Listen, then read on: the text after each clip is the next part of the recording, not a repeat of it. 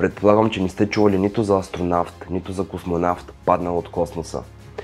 Съединените американски щати и Съветският съюз винаги са водили битката за надмощие, коя е по-силна, по-мощна, коя от двете страни има по-голяма армия, по-силна икономика. Но всъщност някой от вас знае ли, че по време на Съветският съюз наистина техен астронавт е паднал от космоса?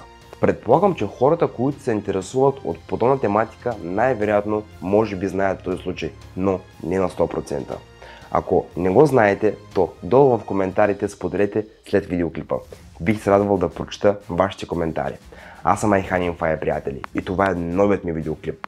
Ако на края на видеоклипа сметнете, че този видеоклип ви е бил интересен, образователен и ценен, бих се радвал за един лайк, един коментар и абониране с камбанка. И нека да започва видеоклипа, понеже е много интересен. Желая ви приятно гледане, приятели! През 1967 година, около 6 сутринта, внезапно жителите на близките села на Водономския район, Оренбургска област, са забелязали странно сияние в небето. Първоначално очевидците са помислили, че метеорит лети към Земята с голяма скорост, но малко по-късно е станало ясно, че това е космически кораб и никой от тях не е знаел, че има човек на име Владимир Комаров в него. Според спомените на дъщерята на Ирина Комарова, баща му толкова много е искал да лети в космоса, че месец и половина не е пил мляко от хладилника, както обикновено, за да не се разболее случайно, понеже в противен случай тогава цялата мисия щеше да се провали и е можело да разочарова целият Съветски съюз. Нервите му са били на предела, но непосредствено преди полета Владимир Комаров се е събрал, подредил си нещата, отговорил е на всички писма, показал на жена си къде оставя ключовете от гаража и е тръгнал. Тогава самият Юрий Гагарин си е изказал в полза на отлагането на полета, тъй като е разбрал, че апаратът Съюз-1 не е готов да излезе в орбита с неговия приятел вътре. Но когато до изстрелването е останало по-малко от месец, Комаров е разбрал, че в никакъв случай не е трябвало да има забавяне. Въпреки че един от приятелите му в КГБ дори е бил посъветван да се откаже. Според книгата "Астронавт" от автора Джеймс Доран, Комаров е отговорил: ако не излетя, те ще изпратят резервата. И Юрий Гагарин именно е бил резервният космонавт. Владимир Комаров не е можел да направи това. Той обещал пред себе си, че той ще излети сам. Конструкцията се е оказала много успешна и в модернизирана форма. Те все още работят, но първият кораб се е оказал доста влажен и не е бил готов за тестов полет, но политиците от по-висок ранг е трябвало да побързат, понеже по това време американците също са готвили да пуснат Аполо, така че е нямало време за губене. Денят на полета е наближавал, всички са били напрегнати.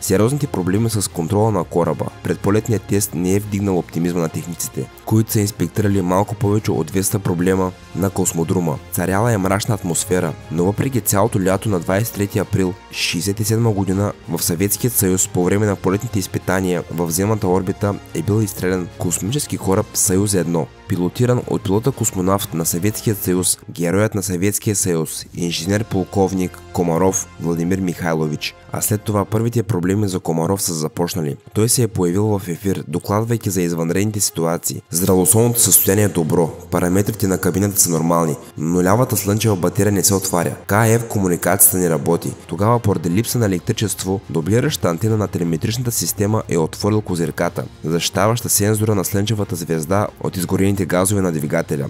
Не се е отдалечил твърде много, което е означавало за невъзможността кораба да се ориентира в космоса според Слънцето и звездите.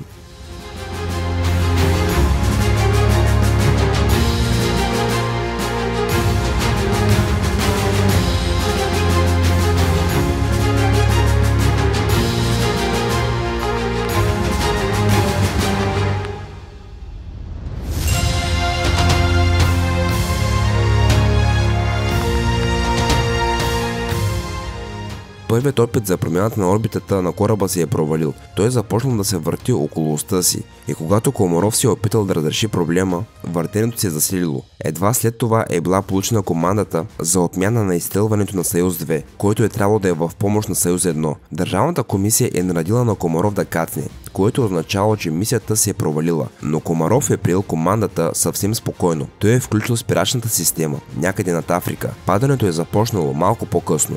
на югозападните граници на Съветския съюз. Падащият Съюз-1 е навлякал в зоната на радиовидимост и наземните станции за проследяване, но комуникацията с Съюза е била прекъсната.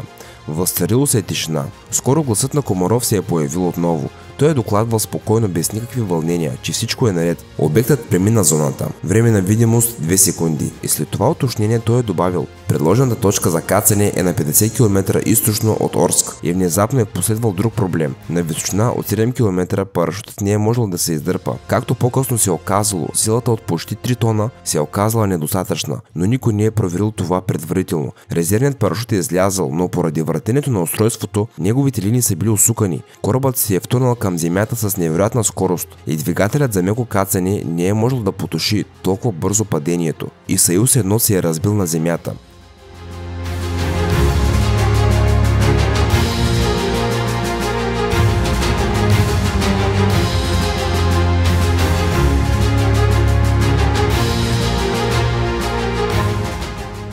При удара модулът се е спукал отвътре и е избухнал пожар. Корабът е трябвало да бъде захвърлен с пясък, понеже металът се е топял пред очите му. Последните документирани от тях са думите на Комаров.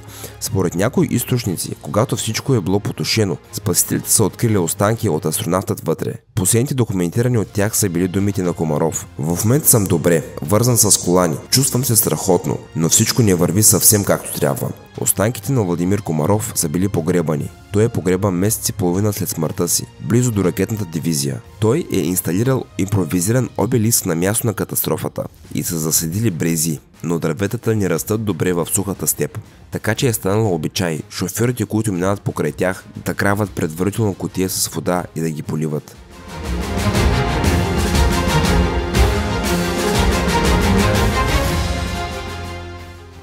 Съвсем нормално е, когато се говори за една новина, тя да се разчуе из целия свят.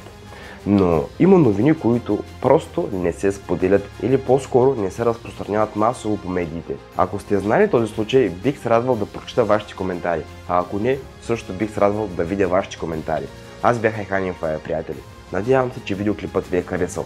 Ако видеоклипът ви е харесал наистина, бих се радвал за един лайк, един коментар и абониране с камбанка. И преди да си кажем чао, искам да споделя с вас, че това е моят плейлист с всички интересни качени видеоклипове от мен в YouTube, а това е моят последно качен видеоклип в YouTube.